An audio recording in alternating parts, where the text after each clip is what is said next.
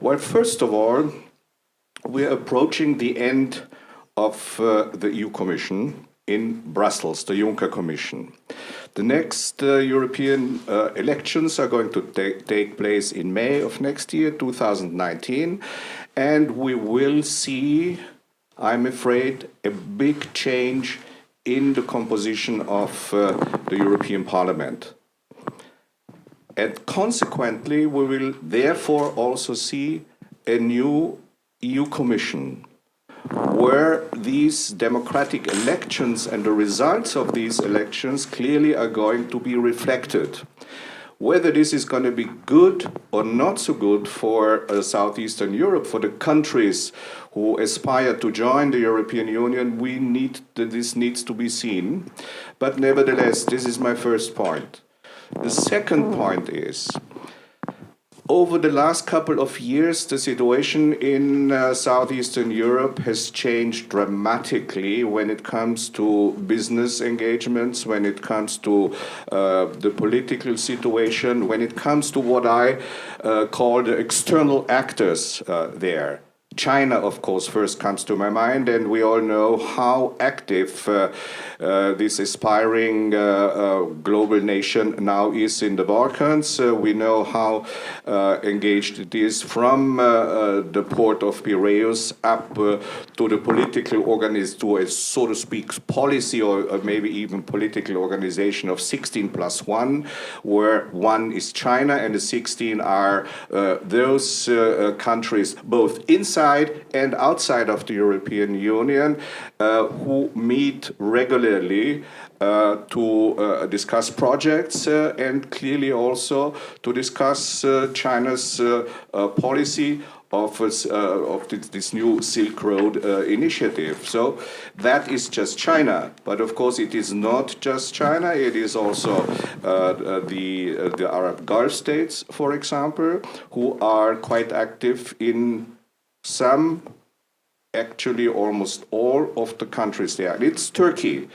Turkey that has played a very constructive role after the wars of succession in the 1990s, late 1990s and early 2000s, when I was the High Representative there in Bosnia, which now has, of course, some sort of a neo-Ottoman agenda. And despite of its economic woes, it is still a very important actor there. And of course, we also have Russia, a more traditional ally there, which is very much, of course, also engaged in in business issues and beyond, I should say. And I think we need to see that these issues, although they seem to be of secondary relevance when it comes to the elections in to the European Parliament, for example, it does have and will have and already has an impact on the overall business situation in the Balkans. So therefore, it is a very timely initiative that Ivan and Sasha undertook in order to launch this network. And we're talking very much about a keyword, so to speak, a buzzword that needs to be filled with substance.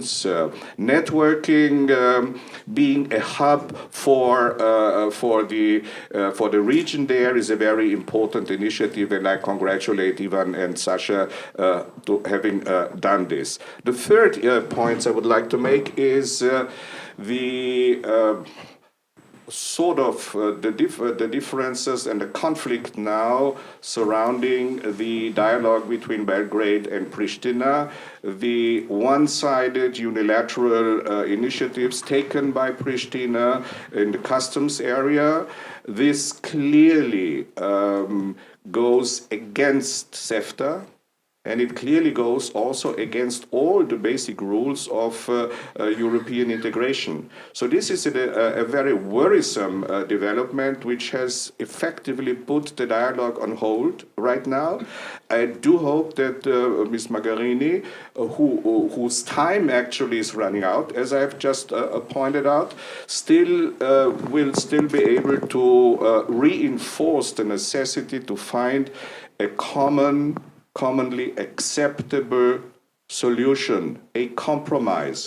And Sasha has mentioned Alpbach. This was a breakthrough, in fact, when the two presidents from Belgrade and from Pristina jointly appeared in public there. This is quite a historic achievement, I would say, for Austria as well, which likes to be the mediator here and has indeed also a lot of interest politically, but above all economically, I should say, business-wise.